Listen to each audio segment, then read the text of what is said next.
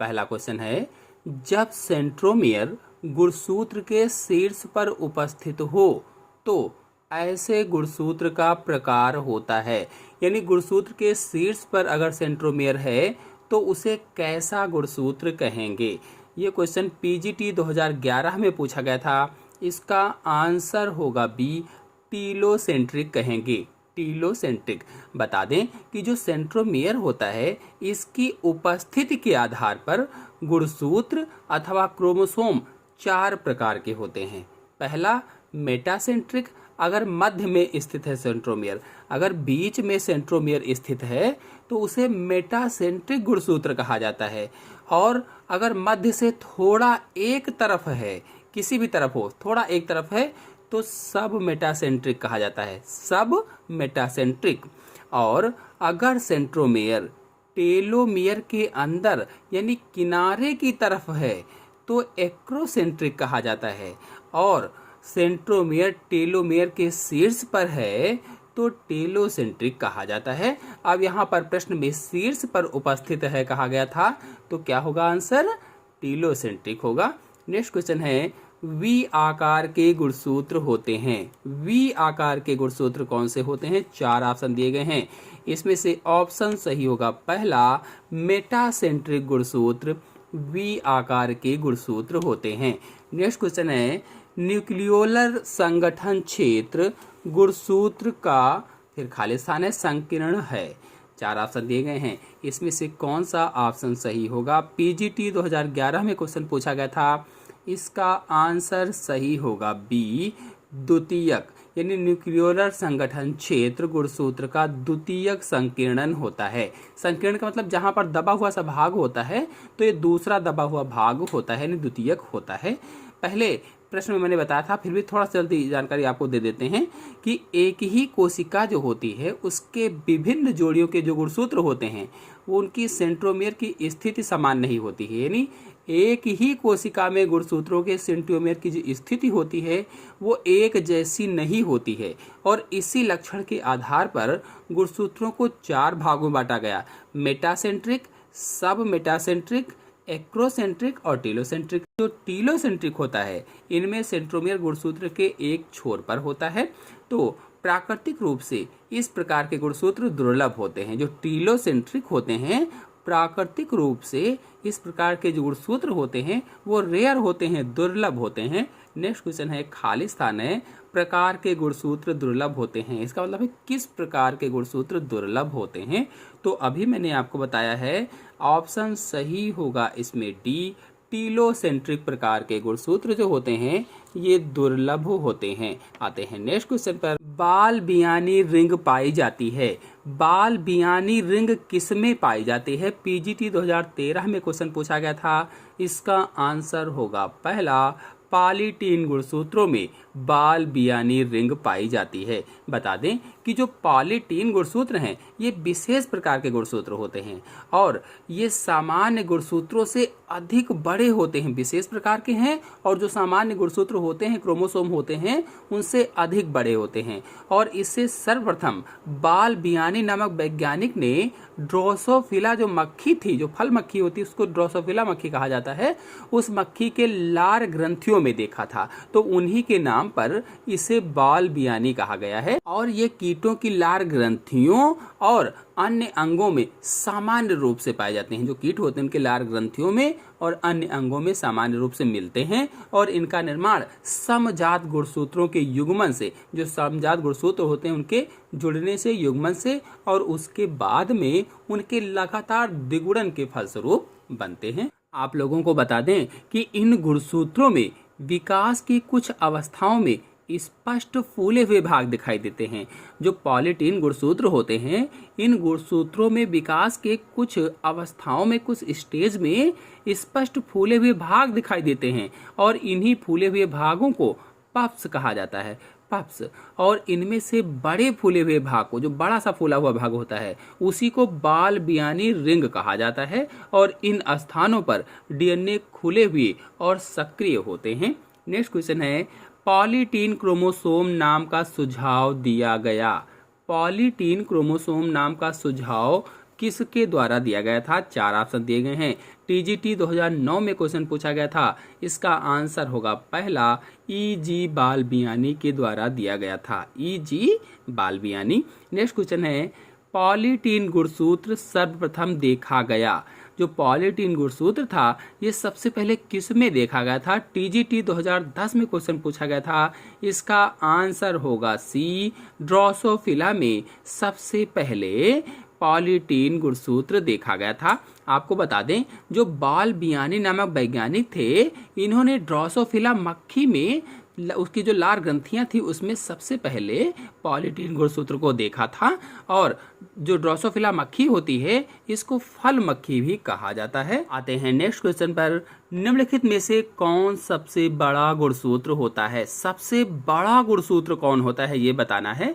4 option दिए गए हैं। टीजीटी 2010 में क्वेश्चन पूछा गया था कि सबसे बड़ा गुणसूत्र कौन सा होता है? आंसर सही होगा डी, लैम्प ब्रश गुणसूत्र सबसे बड़ा गुणसूत्र होता है।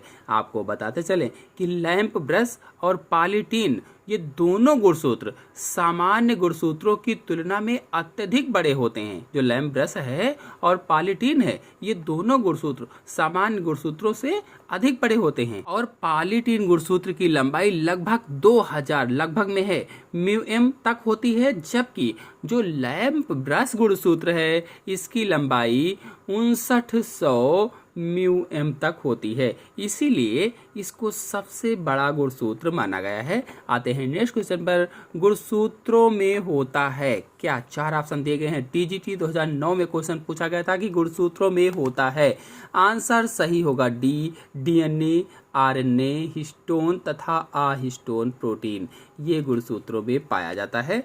तो आपको बता दें कि गुणसूत्र धागे जैसी लिपटी हुई संरचना होते हैं संगठित, और यह कोशिका विभाजन के समय स्पष्ट रूप से दिखाई देते हैं।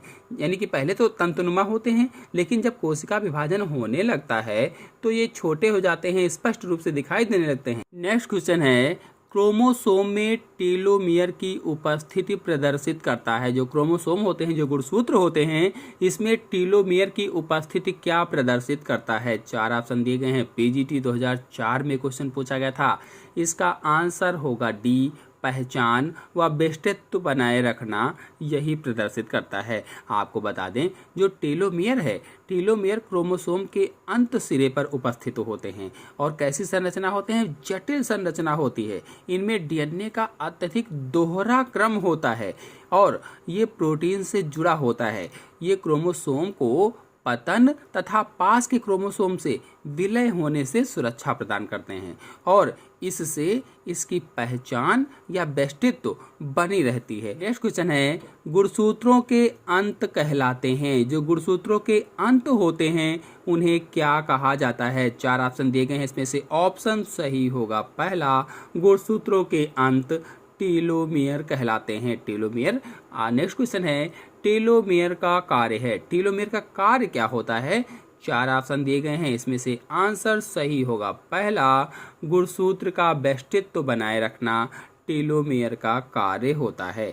आते हैं नेक्स्ट क्वेश्चन पर। नेक्स्ट क्वेश्चन है, कौन सा गुणसूत्र का भाग नहीं है? 4 ऑप्शन दिए गए हैं, इसमें से कौन सा ऑप्शन गुणसूत्र का भाग या क्रोमोसोम का भाग नहीं है? पीजीटी 2011 में क्वेश्चन पूछा गया था, इसका आंसर होगा डी, माइक्रोट्यूब्यूल्स गुणसूत्र का भाग नहीं होते हैं। क्रोमैटिड्स, मैट्रिक्स, प्राथमिक व द्वितीयक संकीर्णन, क्रोमोमियर्स, टेलोमियर्स, सैटेलाइट आदि गुणसूत्र के भाग होते हैं, जबकि जो माइक्रोट्यूब्यूल्स है ये गुणसूत्र का भाग नहीं होता है। नेक्स्ट क्वेश्चन है, लैंप ब्रश गुणसूत्र विशेष प्रकार के गुणसूत्र होते हैं जो पाए जाते हैं। लैंप ब्रश गुणसूत्र किस में पाए जाते हैं बताना है। टीजीटी 2003 में क्वेश्चन पूछा गया था, इसका आंसर होगा सी, उभयचारियों के अंडक में लैंप ब्रश गुणसूत्र पाए जाते हैं। लैंप ब्रश गुणसूत्र जो होते हैं विशेष प्रकार के गुणसूत्र होते हैं और उभयचारियों के अंडक में पाए जाते हैं या oocytes में पाए जाते हैं और ये गुणसूत्र डिप्लोटीन में ही रहते हैं। डिप्लोटीन यानी अर्धसूत्री विभाजन की एक अवस्था है डिप्लोटीन, इसी में रहते हैं और ये बहुत से अन्य जंतुओं के अंडक में भी पाए जाते हैं या oocytes में पाए जाते हैं। नेक्स्ट क्वेश्चन है, क्रोमैटिड जो एक दूसरे द्वारा एक द्विगुणित परंतु अपृथक सेंट्रोमियर द्वारा जुड़े होते हैं वो कहलाते हैं, क्या कहलाते हैं? पीजीटी 2002 में क्वेश्चन पूछा गया था। आंसर सही होगा इसका पहला, सिस्टर क्रोमैटिड्स कहलाते हैं। सिस्टर क्रोमैटिड्स बता दें, गुणसूत्र अथवा क्रोमोसोम दो संतति अर्ध गुणसूत्रों यानी सिस्टर क्रोमैटिड्स से बने होते हैं और ये आपस में सेंट्रोमियर के द्वारा जुड़े होते हैं। आते हैं नेक्स्ट क्वेश्चन पर। नेक्स्ट क्वेश्चन है, गुणसूत्र केंद्रक में एक धागे जैसी संरचना होती है, इसका वर्णन सर्वप्रथम किया था। किसने किया था? यानी केंद्रक के अंदर एक धागे जैसी संरचना होती है गुणसूत्र, इसका वर्णन किसने किया था? तो आंसर सही होगा इसमें बी, स्ट्रासबर्गर ने किया था। आपको बता दें कि गुणसूत्र केंद्रक में एक धागे जैसी संरचना है, इसका वर्णन सबसे पहले स्ट्रासबर्गर ने किया था, जबकि गुणसूत्र शब्द सर्वप्रथम वाल्डेयर ने किया था और गुणसूत्र की उपस्थिति का सबसे पहले पता हॉफमिस्टर ने लगाया था। आते हैं नेक्स्ट क्वेश्चन पर।